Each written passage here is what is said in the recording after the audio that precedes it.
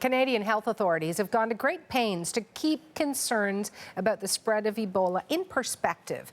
They say the threat of an outbreak here is extremely low.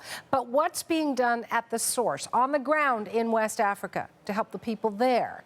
CBC News senior correspondent Adrienne Arsenault has been to Liberia. I'm sure you saw her reports. She reported firsthand on the crisis, and she joins me to explain how people there are managing the public and personal risks. Adrienne, lots of both of those, public and personal. Let's begin with those healthcare workers on the ground in Liberia. With the situation being, and maybe I'm putting words into their mouth, but overwhelming, how do they manage the risk of infection?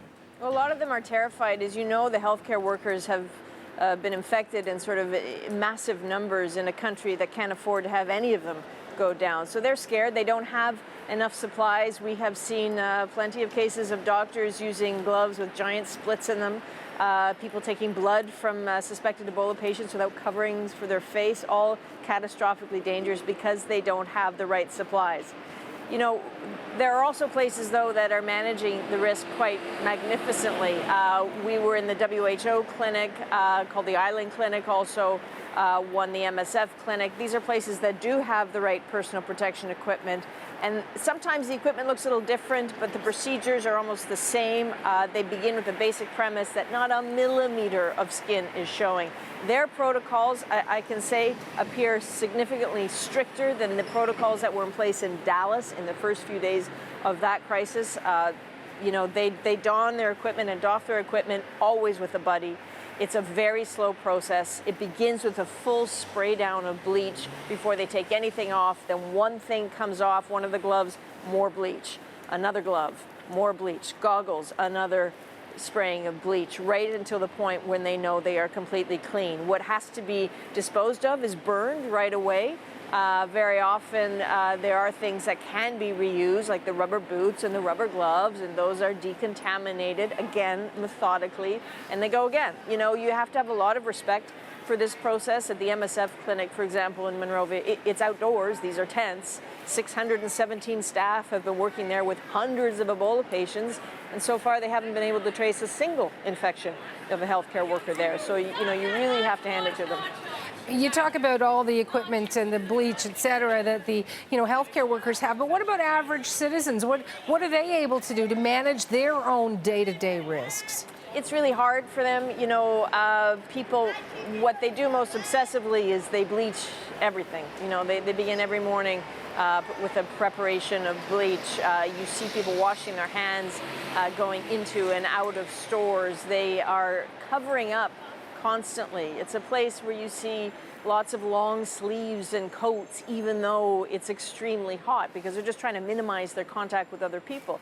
You know, in some cases you see people using plastic bags on their hands and feet to sort of supplement for gloves, because they just don't want to get into contact with anyone else. It is a place of no touching. It's very difficult, though. You know, the schools have been closed there for months because of this crisis. It's so bad that people are considering now setting up sort of a national schooling program by radio to try to, you know, inject some normalcy into it, because every aspect of their lives has been affected. And with you and your team being there, you must have got off that plane, and hopefully, I'm sure knowing you, Adrienne, that you would be prepared. But what did you do to ensure your own safety?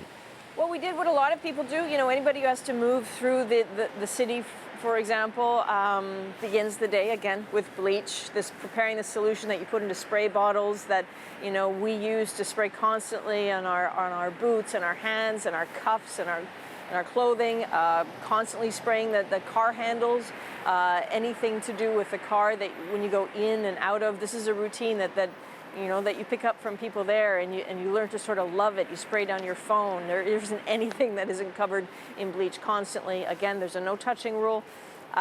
We very much, it's situational, so Hannah. I mean, we use gloves quite often, and I know some people were saying, well, why were you doing that?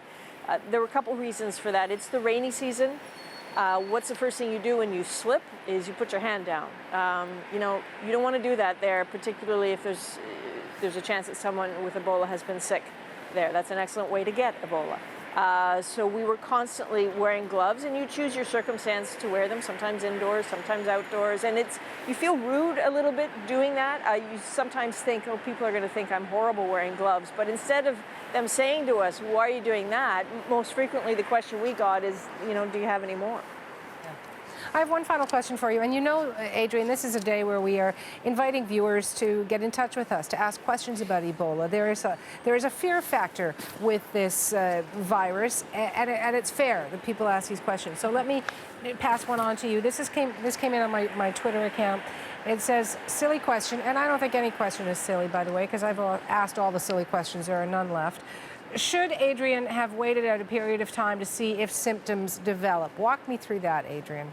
No, fair enough. It's an absolutely fair question. As you say, all questions are fair when it comes to Ebola. Better we know the truth than not know.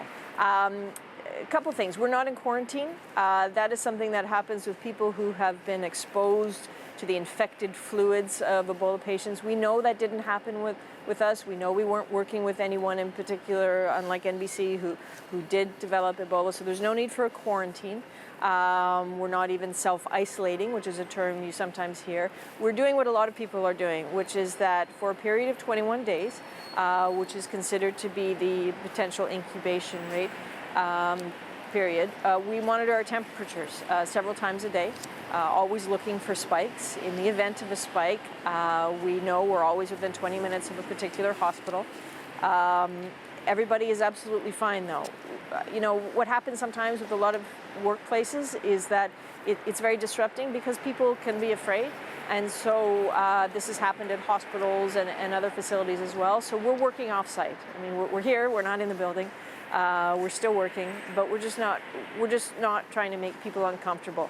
And that's really sort of the best we can do. None of this is sort of medically indicated at this point because we know we weren't in contact with the infected fluids, mercifully, luckily, but everybody's fine.